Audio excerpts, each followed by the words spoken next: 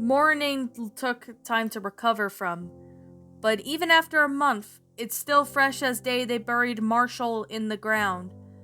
Paw Patrol seemed to have lost the energy and fun once it all had. They were an entitled team of pups, running around, playing, and having fun as a family. Without Marshall, it just felt incomplete. There were no more wipeouts whenever heading to the elevator, no more accidents or clumsy messes, no bad jokes that still let out a chuckle. Not even just staring at Marshall's empty house seemed to be too much to look at before letting a tear out. Still, they had slowly recovered. They smiled here and there and played a bit, even did some rescues without Marshall around. It still felt wrong, but they hoped that things would get better. Only one pup didn't seem to be thinking this, and that was Sky. Since Marshall's death, she hadn't smiled, flipped, or did anything but mourn. She would sit alone in her house or stare at the sea at night. There were regular trips to Marshall's grave, and during the missions, she was often quiet unless needing to address something. It made everyone worry for her. But she was asked was in space. Chase, however, didn't listen to this. Every day he tried his hardest to make Sky smile again. He was, as always, by her side, trying to talk to her, and sometimes she even responded. He even gave her some extra treats, did favors, and even took care of her when she was sick one time. Everyone thought that he was doing it out of respect of Marshall, because since Sky was his girlfriend before he died. But the truth was that Chase felt guilty. It was all his fault that Marshall was dead. His wish seemed to have broken them up due to his own jealousy, had torn Sky's heart apart by taking the pup she loved away from her. Her misery, and everyone's for that matter, was on him. Today, Sky had just shown a little interest in a movie, and Chase had brought the tickets and food for them to share. He suggested the others to come too, but they weren't interested in a romantic flick.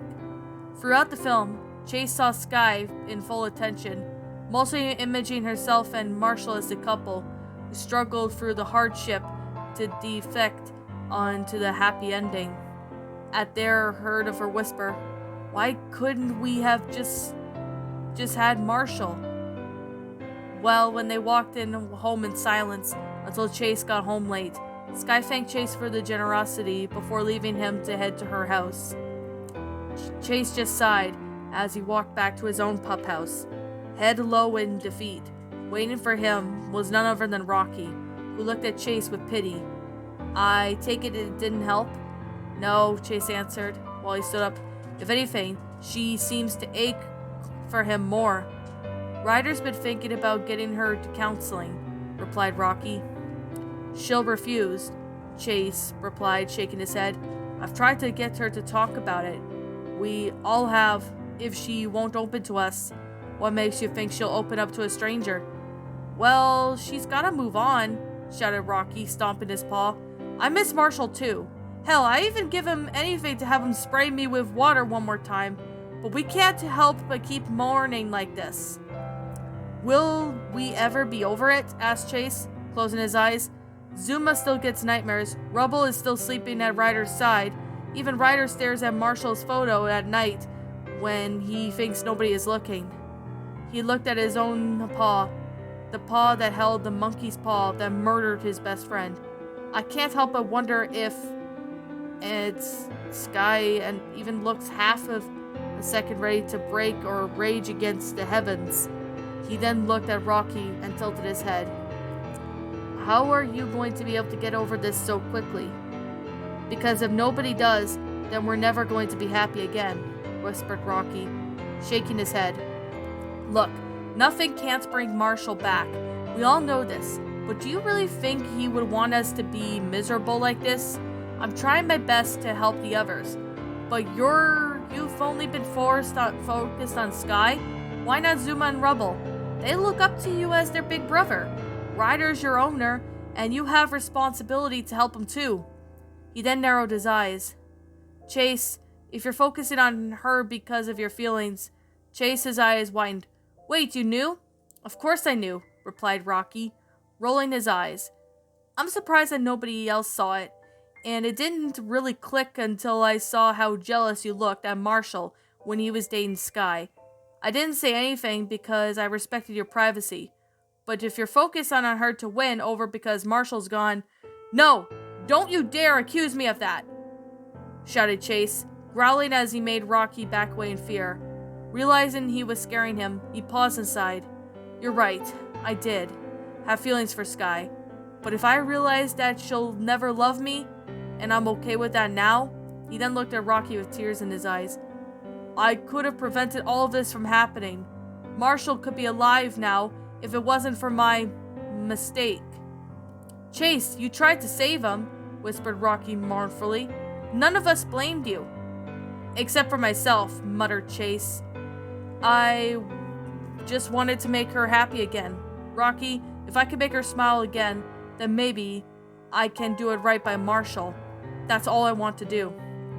Rocky looked at Chase for a long time before nodding. Okay, Chase, I understand. Just promise me you won't forget the others too. Chase nodded as he and Rocky shared a quick hug before Rocky made his way to the opposite direction. However, he paused and looked over at Chase for a second. Chase, what if you can't make her happy again? Chase didn't answer. He just walked into his pup house and stared at the monkey's paw that still lay in the corner. He stared at it for a long time, and his mouth was wide open. How did it what? He threw it into the ocean. He threw it as far as he could throw it, but there it was, still standing before him. He shook his head, growling. He was still startling to hate the magical cursed thing. He grabbed it and burying it in the backyard again. He wasn't going to think about it. Hell, he wasn't even going to look at or use it ever again. That was a promise. All the pups woke up to it in the morning. It was soft at first, but then it grew louder and louder until everyone could look out and hear it getting up. The four boys walked over to the front door, where they saw something that made them freeze wide open. They had seen Sky angry before, and it was never pretty. One time she got so angry at the prank Zuma did and Marshall did that she peed in their water bowls and forced them to drink it. Yes, that this wasn't just anger they were seeing, but full-on ballistic rage, all directed at Ryder, all the people who just looked upset.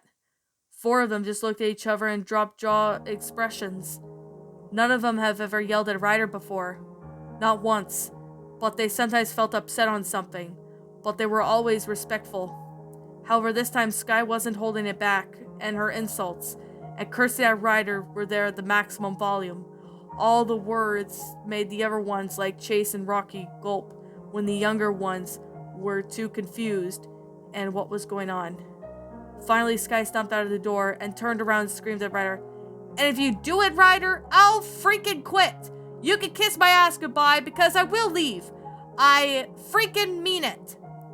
She then glared at the four team and shouted, "Get the hell out of my way!" They all did what they were told as she stomped off. Four of them were left there, stunned, as they slowly turned to Ryder, who just shook his head and sighed. He then walked over, and he looked at the four, knowing they wanted answers.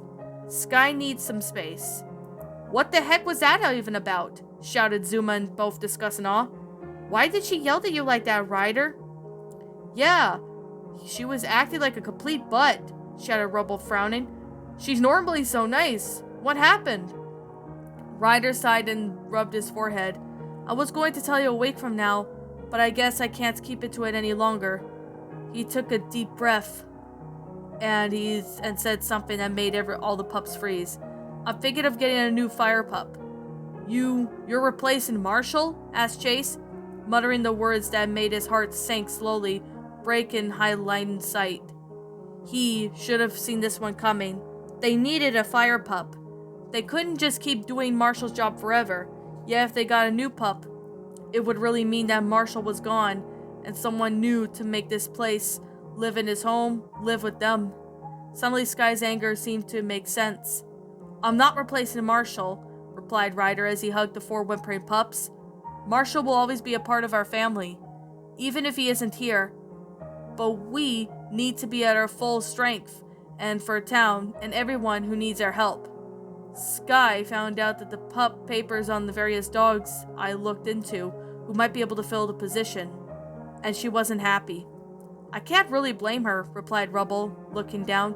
I don't want him to be replaced either. He closed his eyes and nodded, but I understand that we have to. Ryder gave a sad smile. Look, we're still a team. I won't do this without you, but you need to do this. Maybe this might help us move on. Maybe we'll give you pups a new playmate. He stood up and rubbed the back of his head. I'll go make breakfast. I'll talk to Sky later when she's calmed down. Please give her some space, you guys. The pups just stood there as Ryder left, silent as they tried to process what they had just learned. It's really happening, huh? Zuma said, getting their attention as tears dropped down from his face, yet he still held a smile. Marshall's gone, but he's not coming back. We're going to have to live the rest of our lives without him. He wiped his tears, but they kept coming.